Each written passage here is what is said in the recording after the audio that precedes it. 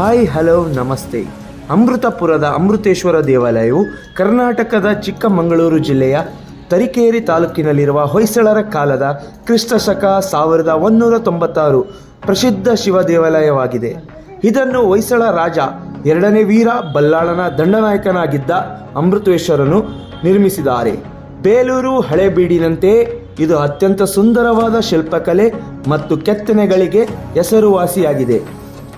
ಮತ್ತು ಇದರ ಇತಿಹಾಸ ಬಂದು ಹೊಯ್ಸಳ ಶೈಲಿಯ ಈ ದೇವಾಲಯವನ್ನು ಕ್ರಿಸ್ತಶಕ ಮುಂಚೆ ಹೇಳಿದಂತೆ 1196ರಲ್ಲಿ ಅಮೃತೇಶ್ವರ ದಂಡನಾಯಕನು ನಿರ್ಮಿಸಿದ್ದಾರೆ. ಹಾಗೂ ಈ ಸುಂದರ ದೇವಾಲಯವು ಬ್ಲ್ಯಾಕ್ ಸೋಪ್ ಸ್ಟೋನಿಂದ ಅದ್ಭುತವಾಗಿ ನಿರ್ಮಾಣಗೊಂಡಿದೆ.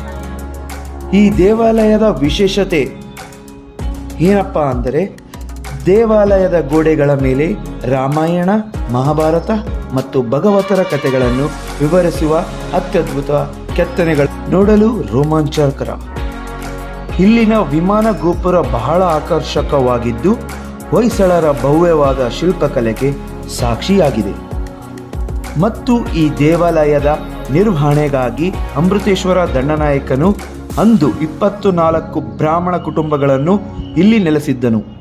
ಇದು 12ನೇ ಶತಮಾನದ ಪ್ರಮುಖ ಪುರಾತತ್ವ ಸ್ಮಾರಕವಾಗಿದ್ದು ಪ್ರವಾಸಿಗರಿಗೆ ಮತ್ತು ಇತಿಹಾಸಕಾರರಿಗೆ ಅತ್ಯುತ್ತಮ ಸ್ಥಳವಾಗಿದೆ.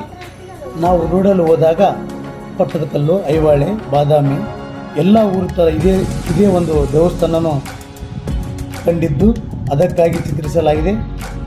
ಎಲ್ಲರೂ ಒಂದು ಸಾರಿ ಬಂದು ಕುಟುಂಬ ಸಮೇತವಾಗಿ ಭೇಟಿ ಕೊಟ್ಟು ವೀಕ್ಷಿಸಿ ನಿಮ್ಮ ಮಕ್ಕಳಿಗೂ ಇದರ ಬಗ್ಗೆ ಹೆಚ್ಚಿನ ಮಾಹಿತಿಯನ್ನು ಕೊಡಿ ಅಂತ ಕೇಳ್ಕೊಳ್ತಾ ನಿಮ್ಮ ಪ್ರೀತಿಯ ಶರಣು ಗಂಗಾವತಿ.